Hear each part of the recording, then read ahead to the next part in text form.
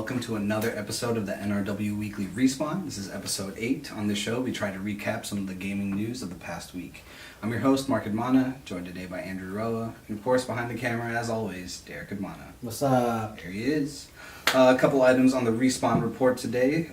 Starting things off, joining Fortnite in the complete crossplay somewhat. They don't have a mobile version yet, I believe, but Rocket League announced that they are now crossplay from PC, Xbox, and PS4. So, you know, you can play with your friends regardless of what console they're gaming on. Yeah. How's what's your take on crossplay? Crossplay is gonna take over. Back in the earlier days, we had couch co-op. Then we got online with Halo, and now with crossplay, I think that's the last little bit that we need to get everyone on the same page and let everybody kind of compete against every person. It doesn't matter where you are, what console you're on. So I think it's going to be a really good thing. I just want more games to follow in the set. Like, there's a lot of games, especially third-party ones, you know, you can't really have your first-party, like, not that there are many multiplayer first-party games, but, like, God of War, Spider-Man, you know, games like that, I guess you really couldn't have crossplay anyway, because there's no co-op at all. Yeah, there's no multiplayer aspect to it. Crossplay, it's going to be fun when I can wreck all you noobs with controllers on my mouse and keyboard. It says PC Master Race, but I'm telling you, consoles, us controller players, we'll see. We got skill. We'll see. We got skill. We'll see. All right. Next item, we have Amazon and Verizon is joining Google and Microsoft in the game streaming market. Yeah. Did you get a chance to check out the Assassin's Creed Google? Yes, Google kind of streaming service that they put out. It was free for a while. So it worked pretty well. The Google Chrome, the Chromebook was even able to run Assassin's Creed Odyssey with that streaming service. I think if you had it on a phone as well, you were able to play You were able to play it somehow, but I'm sure the controls for that were a little wonky. Okay. But as long as you've got a good internet connection, you can basically play the game on like console and PC quality. Yeah. So 30 frames, I believe. Yeah, something like that.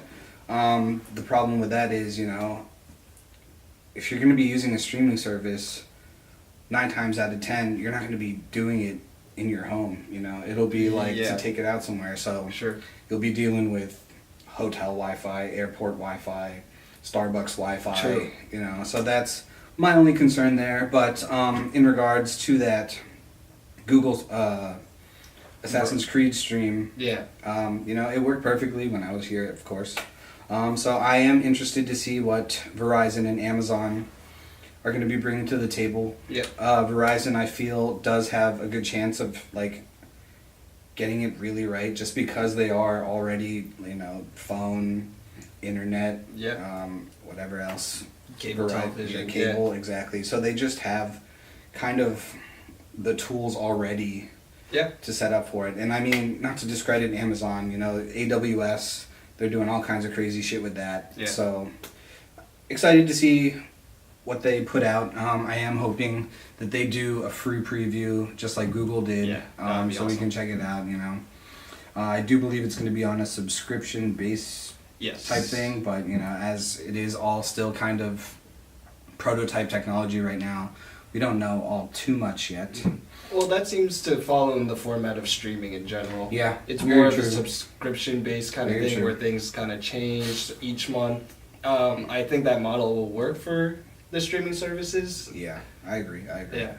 In another side story to that, they're saying the next Xbox, the Xbox 2, is going to come out with 2 versions of the console, one with a disc drive, and then another one without a disc drive, and just have basically the Microsoft streaming service play your games through that. So that is also interesting to figure out. See what they do with it. Yeah, exactly.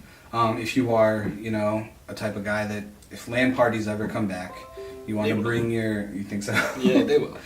you want to bring your console over, you know, you don't have to bring a whole stack of games. You got everything on there just streaming. I mean, not that you really have to now. You can just, you know, download it to your hard drive or what have you, but streaming just seems a lot less messy.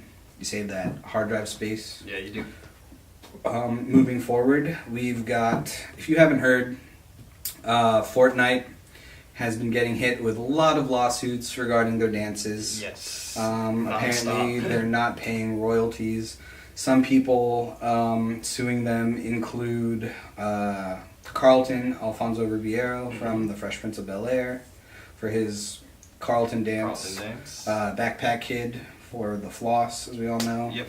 And the newest one to join the group, we have the Orange Shirt Kid. Yeah. But actually, it's his mom. That is going after them. Did you get the name of the firm or whatever it was that is going after them? Okay, so to jump onto that story, the firm I believe that is holding both Alfonso's Backpack Kids and another Fortnite dance move is called 2 Milli. Huh? Oh yeah, the 2 Milli Rock. Yeah, so that firm that's representing all those clients is actually going to be called Pierce, Bainbridge, Beck, Price, and Hecht LLP. That's a long name. Yes, and they're representing 4 different clients, all suing Fortnite for their respective dances. The legality to that is a whole nother story, but we'll see where it goes from here, as now that they're kind of getting more and more cases against Fortnite, that could kind of change the legal environment and cases that they have to present. And in this particular case with Orange Shirt Kid, unlike the other 3, 2 Milli, with the Milli Rock, the Carlton, and the Floss, those were all kind of dances before Fortnite had them. With Orange Shirt Kid, he had kind of submitted his dance to actually try and be featured in the game. I guess he didn't win for some reason. Yes. And then later on, other fans and other people who played the game were like, "Oh no, look at this dance, it's really good, we want this in the game." So they actually gave it to him and put it in the game. Yes, as a free, you can get it without getting the battle pass. Yeah, exactly. So in regards to their case versus the other 3, I do feel like this one's a lot weaker. But we'll see how it goes. Yeah, especially with the submission rules, I'm sure in those, I guess, regulations and policies, it says once you submit that product to Epic, it kind of becomes their product in a way. Moving along, another company getting sued is Take-Two Entertainment, who most people would know with their affiliation with Rockstar Games. Pinkerton Security, company, I guess, that is heavily featured in Red Dead Redemption 2, is suing Rockstar for, I want to say, defamation of some sort. Yes. They didn't like the way that they were portrayed in that game.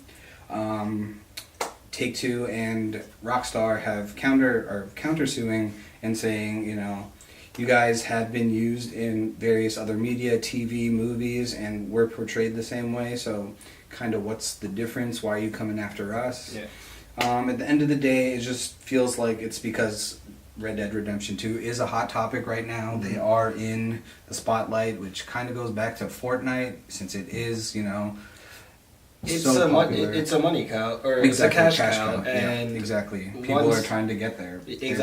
Exactly. So we'll see what happens with all these lawsuits and the such. Yes, as the video game, or rules regarding video games and even choreography and dancing, the copyright laws that go along with that are always changing, and this is a very new environment for a lot of these legal and for a legal analysis on these topics. It's very new, so there's not much case law and stuff that you can bring up and say, hey, this is actually the answer. I agree. This will set a precedent for a majority, or the oncoming video game cases. Exactly. Another company that is in a bit of trouble, some would say, EA, who we all know have had the ups and downs. Their ups and downs, but they do currently hold the license for any Star Wars games since Lucas Games, I believe, gave it up to them. So we know we've gotten Battlefront and Battlefront 2. Yes. And I think that's it from EA. Star Wars wise. Yeah, Star Wars wise, right. And both those games had their own problems. The first one came out, there was no story, no campaign at all. People shit on that. Yeah. The second one came out, it had the story, which it wasn't bad. I played through part of it. It could have been better, but they did what they could. But they did have trouble with loot boxes, and basically we're told that what they were doing with that game was gambling. Yes. So another Star Wars project EA had, codenamed Project Orca, yes, has just been canceled. I don't think they showed anything. We haven't really seen anything about it. There's been very little information in regards to Project Orca. The most information that we have was that it was going to be an open world single player RPG experience set in the Star Wars world. I feel like the reason that they canceled that game was with all the other Star Wars games that have been canceled as well. I think they're a little afraid to jump back into a narrative Star Wars game because of the fandom that Star Wars has. To keep everything canon, I feel like that's what they're having trouble with, and they have good gameplay concepts, and they're going to use what they used in Project Orca for other multiple Star Wars projects. But I think that's the thing that they're struggling with. Yeah, so in regards to that, we still do have, believe it or not, Respawn's, the company behind Titanfall and Titanfall 2 are working on a game, I believe, Jedi Fallen Order, something like that. That'll be... So hopefully they are able to take some of those assets from Project Orca and try and work them into their game and see, where it goes from there. Another game being canceled. Minor spoilers here. If you did play Watch Dogs 2, in a mission you do go and actually hack Ubisoft Studios, who is the developer of Watch Dogs 2. And in a cutscene there, you do actually find footage of a game that they're supposed to be working on, which, before that, there was no news on it, or nothing had been heard of this game. Like, it wasn't even rumored yet, I don't think. This game was called Pioneer. It was kind of a space adventure type thing. So all Ubisoft games are basically the same. With different settings, slightly different mechanics. So this was going to be their first take into sci-fi, I want to say, unless they do have anything. They're mostly like military type shooters, aren't they? Ubisoft, they can and then vary. You have like Assassin's Creed, like For Honor. Anyway, so this was going to be their mission into space, and that was a hidden teaser in Watch Dogs 2. But unfortunately, as of last week, it looks like that game has been canceled. Other than what we saw in Watch Dogs 2, there wasn't really any other footage regarding it. So again, hopefully those assets can be used to, make another project. Maybe do Watch Dogs 3 in space. That'd be fun. That'd be pretty cool. Be fun, right? Get to mess around with future technology. Exactly. Yeah, that'd be cool. Exactly. AIs. Yeah. Another game that we know is not being canceled finally, Hideo Kojima has gone to Guerrilla Games Studios, who did Killzone, I believe. Maybe not. But Horizon Zero Dawn, yeah. Who is their partner in building the engine, and he has gone over to their studio and showed off 2 hours of gameplay. So this footage is not currently available to the public, but it is good to know that there are people out in this world that have somewhat of idea as to what Death Stranding is and is going to be. And what you're going to actually be doing. Right, exactly. The Metal Gear Solid series is kind of the only thing that I base my opinion on what Hideo Kojima likes to do. Very true. So I'm interested to see how, I'm sure he's going to sneak in the stealth elements and a little bit of that crazy narrative that he has into Death Stranding. I'm excited for that. That people actually know that it exists, it's real now. There's actual gameplay for it. I agree. So that about does it for the Respawn report. In terms of games coming out this week, tomorrow, January 14th, as we are shooting on the 23rd, Life is Strange 2, Episode 2, Rules, coming out to PC, PS4, and Xbox One. Okay. On Friday, we've got a big one. Yes. Probably my favorite game coming out this week. For sure, me too. Coming to PC, PS4, and Xbox One, we have Resident Evil 2 Remake, January 25th. Yeah, and it's gonna be so good.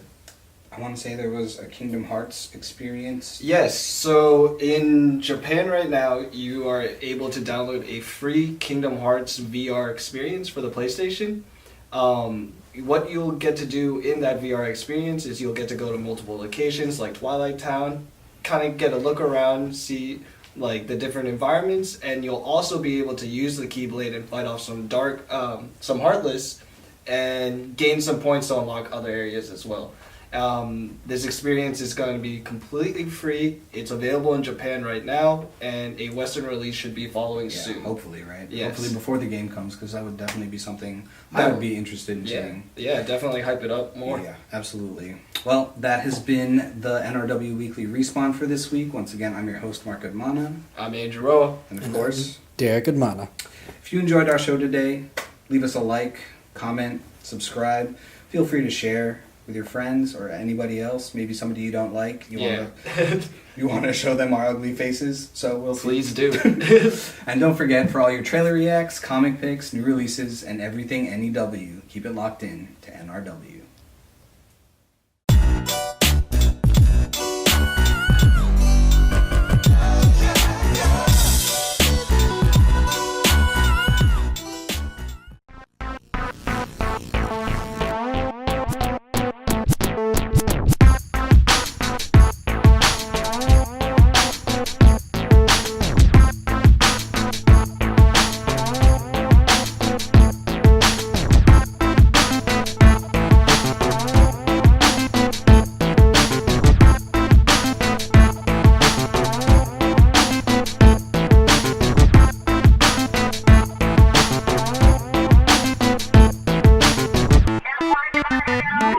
NRW Weekly Respawn.